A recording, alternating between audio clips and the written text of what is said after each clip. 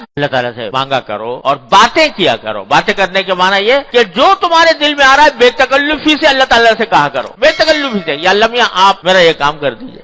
کیوں اتنے تکلف کے پردے حائل کر رکھے ہیں تم نے اپنے اللہ تبارک و تعالیٰ کے ساتھ؟ ہر بات جو دل میں آ رہی ہے وہ کہہ دو. میں نے اپنے والد ماجد رحمۃ اللہ علیہ سے سنا، اللہ تعالیٰ ان کے درجات بلند فرمائے، کہ ایک بزرگ تھے وہ بہت دعا مانگا کرتے تھے، یا اللہ میاں مجھے بہت سارا پیسہ دے دیجیے، بہت سارا دے، تھوڑا نہیں بہت سارا. تو وہ صاحب کشف بھی تھے، تو کہیں کشف ہوا کہ کیا تمہیں اتنا جو کچھ دے رکھا ہے اس کے اوپر تم اس اور مانگ رہے ہو اتنا سارا؟ جہاں اللہ میاں میں مانگ رہا ہوں اور مانگ رہا ہوں. کیوں مانگ رہے ہو اتنا سارا؟ کہ جی یہ شیطان مجھے ہر وقت تنگ کرتا رہتا ہے، تو میں اس لیے مانگ رہا ہوں کہ آپ مجھے ایک مرتبہ بہت سارا دے دیجیے. اب آئندہ اگر یہ مجھے آ کے پریشان کرے گا، یہ رکھا ہے دیکھ یہ رکھا ہوا ہے تو اللہ میں نے دے رکھا ہے، تو اس لیے مانگ رہا ہوں کہ شیطان اگر آ کے مجھے پریشان کرے گا اور کہے گا تو کھائے گا کہاں سے، تیری اولاد کیا کرے گی، تو بچے کیا کریں گے، اس فکر میں مجھے مبتلا کرے گا. جتنی دیر میں اس کے اس فکر میں مبتلا ہوں گا جتنی دیر 1000 مرتبہ ذکر کروں گا آپ کا. تو اس واسطے میں اس لیے مانگ رہا ہوں کہ مجھے جب اگر ایک مرتبہ آپ نے دے دیا تو جب کبھی آ کے وہ کہے گا کہ کہاں سے کھائے گا، وہ یہ رکھا ہے دیکھ لمبیاں کا دیا ہوا، اس سے کھاؤں گا، میرے بچے اس سے کھائیں گے. تو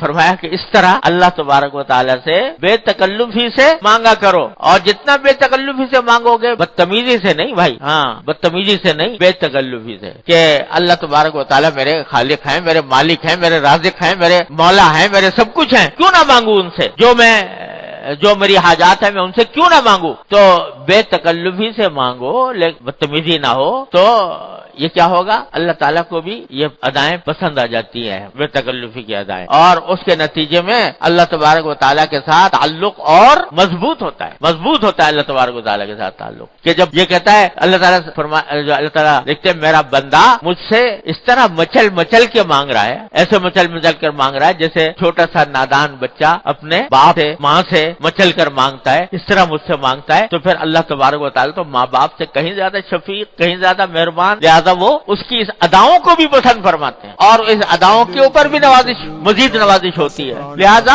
اللہ تبارک و تعالیٰ سے رابطہ اصل چیز یہ ہے، اللہ تبارک و تعالیٰ اپنے فضل و کرم سے یہ عطا فرما دے کہ اللہ تعالیٰ سے مانگو اور بے تکلفی سے مانگو، مچل کر مانگو، اور اللہ تعالیٰ سے اس کے ذریعے اپنی جو تعلق ہے اس تعلق کو مضبوط کرو. ہمارے حضرت والا قدس اللہ تعالیٰ سے فرمایا کرتے تھے، پہلے بھی عرض کیا کہ سارے قرآن کا خلاصہ وہ فرماتے ہیں سورہ فاتحہ، اور سورہ فاتحہ کا خلاصہ ایاک نعبد و ایاک نستعین. اے اللہ ہم ابھی آپ ہی کی عبادت کرتے ہیں، آپ ہی سے مانگتے ہیں. پہلے ہی دن کہلوا لیا یہ قرآن کریم میں پہلے ہی سورت میں یہ بات کہلوا لی بندے سے، اور صرف نے کہلوا نہیں لی، کہا 5 مرتبہ کہا.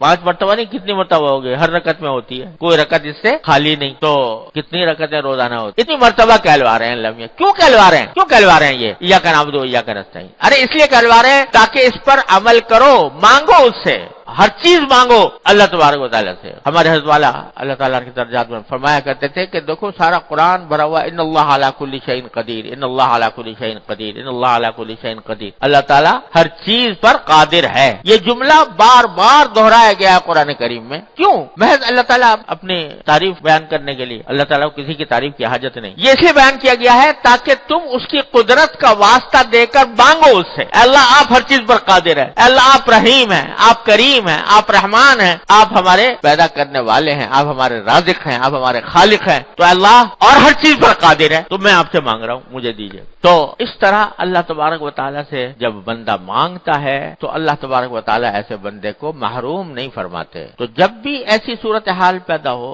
یہ میں اس لیے عرض کر رہا ہوں کہ یہ تو ایک بات ہو گئی. حضرت والا نے فرمایا کہ دیکھو اب یہ کتاب آنے والی ہے تو میں نے اللہ میاں سے یہ عرض معروض کر لی. تو پتہ نہیں ہماری زندگی میں کتنے واقعات ایسے پیش آ رہے ہوتے ہیں کہ اس میں ہر لمحے پر اللہ تعالیٰ کی توفیق کی ضرورت ہوتی ہے، اس کی پناہ کی ضرورت ہوتی ہے. تو ایسے موقع پر اپنا رخ اللہ تعالیٰ کی طرف کر کے اس سے مانگنے کی عادت ڈالو.